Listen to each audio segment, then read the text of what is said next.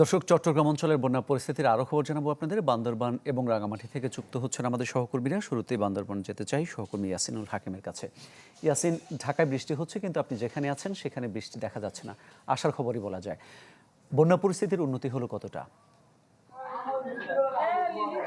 হ্যাঁ মামুন, আমি এখন দাঁড়িয়ে আছি বান্দরবানের আর্মি পাড়া এলাকায়। আসলে বলা যায় প্রায় 5 থেকে 6 দিন তারা এই নির্মাণটা পানির নিচে তলিয়েছিল। এখন বৃষ্টিপাত যেহেতু গতকালকে থেকে কমেছে, এটির পাশাপাশি সাঙ্গু এবং মাতামোহনী নদীর পানি বিপদসীমার নিচে চলে যাওয়ার কারণে এই সমস্ত জায়গা থেকে পানি চলে গিয়েছে। তবে এটিতে বলতে গেলে আসলে একবার পানি কমে যাওয়া আবার পানি বেড়ে যাওয়া একেবারে দুইবারই আসলে কিন্তু এই এলাকাটা প্লাবিত হয়েছে। মানুষ এখন পরিষ্কার পরিচ্ছন্নতার কাজ করছে।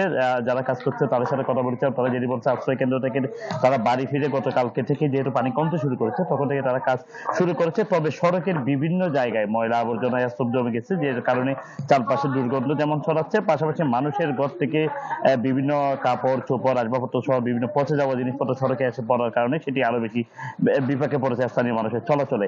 আমরা লক্ষ্য করছি আর্মি পাড়া, মেম্বার পাড়া, শেরে বাংলা নগর থেকে শুরু করে বরিশাল পাড়া, যে সমস্ত এলাকাগুলো নির্মাঞ্চল প্লাবিত হয়েছিল, প্রত্যেকটি নির্মাঞ্চলে এখন কিন্তু কাদা মাটির স্তূপ তৈরি হয়েছে, বিশুদ্ধ পানির একটা সংকট তৈরি হয়েছে এবং প্রত্যেক জায়গায় আসলে বিদ্যুৎ সংযোগ যদিও বা সচল হয়েছে, তবে এখনো পর্যন্ত জনস্বাস্থ্য প্রকৌশলে যে পানির লাইন সেটি এখনো পর্যন্ত সচল না হওয়া বা পানি না থাকার কারণে তাদের পরিষ্কার করতে অনেকটা হিমশিম খাচ্ছে। আমরা কথা বলছি বেশ কিছু দোকানের সাথে, তারা যেটি বলছে তাদের দোকানের অনেক আসবাবপত্র পচে গিয়েছে এবং পড়ে গিয়েছে, বেশিরভাগ জিনিস নষ্ট হয়ে গেছে।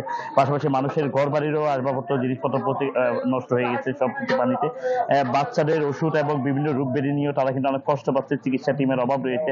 তারা যেটি বলছে আসলে এই যে বন্যা পরবর্তী সময় সরকারের যে পদক্ষেপ, জনপ্রতিনিধি না থাকার কারণে আসলে অনেকটা ভুগছে তারা।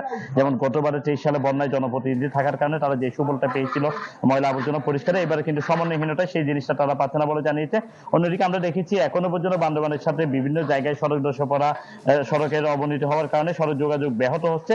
তবে বান্দরবানের যে বন্যা পরিস্থিতি সেটা উন্নতি হওয়ার কারণে মানুষ স্বাভাবিকভাবে ফিরতে শুরু করেছে এবং মানুষের ঘরের জমে থাকা ময়লা আবর্জনাগুলো তারা পরিষ্কার পরিচ্ছন্নতা করছে। এর পাশাপাশি মানুষ বিভিন্নভাবে আসলে ঘুরে দাঁড়ানোর চেষ্টা করছে। আমরা যাদের সাথে কথা বলছি তারা যেটি বলছে, এই অবস্থায় ঘুরে দাঁড়ানোর জন্য সরকারের পক্ষ থেকে যদি সে যৌথ সমন্বিত উদ্যোগ নেওয়া না হয় বা জানানো না হয়, তাহলে এই সমস্ত মানুষ আবার নতুন ভাবে ঘুরে দাঁড়ানো বা এই বন্যা কাটিয়ে ওঠা তাদের কাছে অনেকটা দুঃসহ হয়ে দাঁড়াবে।